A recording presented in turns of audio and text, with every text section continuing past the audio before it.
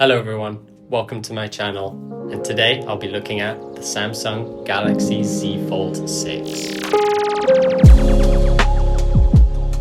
Recently, I've been dailying the Galaxy Z Fold 6, and after 10 years of having an iPhone, I just decided, you know what, let's go with a Samsung and see what the experience is like. The main reason actually of going for the Z Fold 6 is purely because I've been bored of using my iPhone for the last couple of months lately, and I thought I wanted to go with something that was quite a bit different to what I'm used to. The outside screen has a resolution of 2732 by 968 with 120 Hz refresh rate. It's very nice to use in one hand, very easy to reach, get to the apps very well, and very pocketable as well once folded up.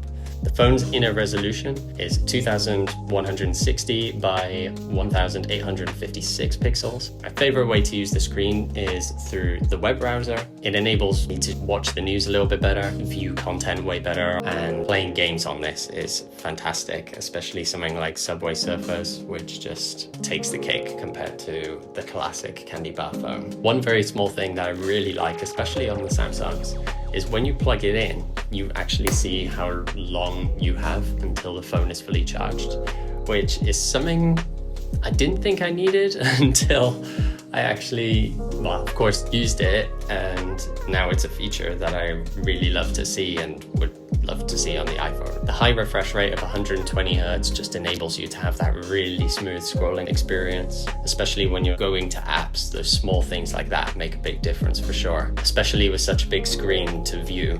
It's really nice to have such a smooth refresh rate as well. Some downsides I've been having using this phone is something they didn't actually put in, especially with the iPhones. I've been loving MagSafe, especially when charging the phone. I have it at work, a special dock where I could actually have it facing towards me the whole time, where it's easy to view content, see messages, or anything else that I need. What I have got to enable this is actually case by Nextkit. This case enabled the device to actually use MagSafe. It got a lot easier at work, especially for those times where I do put my phone down at my desk, and I was able to view my content just fine with the phone. But it is sadly something that you have to buy extra for such an expensive phone. Not really something that I was looking forward to. For me as well, what has been bothering me lately about the form factor of the phone is just using it on certain occasions. Like for example, in my case, it was in bed.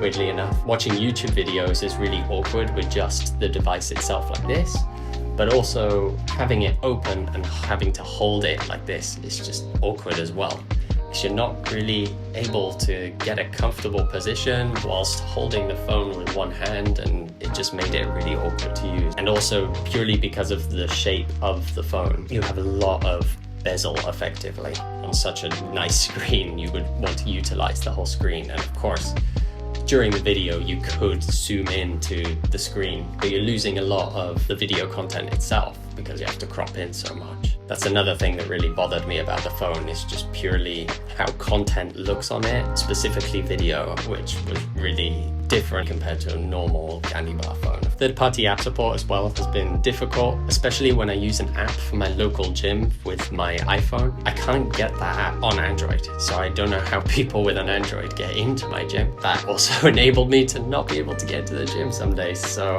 yeah, that was a bit tricky. Oddly enough, when I had the case on with the phone, it's tougher to open purely because you're not quite able to grab that part of the phone, and because of the shape of the case as well as the phone itself, it felt like I had to use my right hand as a dominant hand instead of my left, when normally I'm used to just being able to switch. I think that mainly comes down to the button placement. I really felt like I could only use my right hand, so volume up and down are all on the right, and of course the lock button is also on the right, so I felt like I couldn't use my left hand at all. I mean, of course you can use her index finger like this, but it didn't feel natural to me compared to the right side. Overall, the phone is a great device. It feels great to hold, feels great to use open as well as closed. Just a lot of things that I can't make the switch to. For example, using iMessage. For me, that's quite important, especially when my whole family actually uses an iPhone,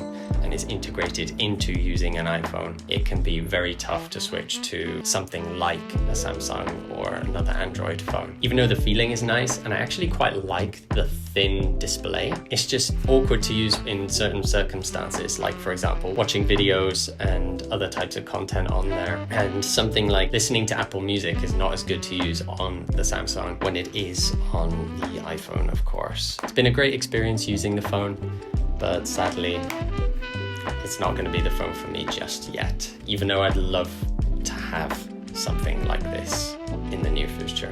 So thank you very much for watching, and catch you in the next one.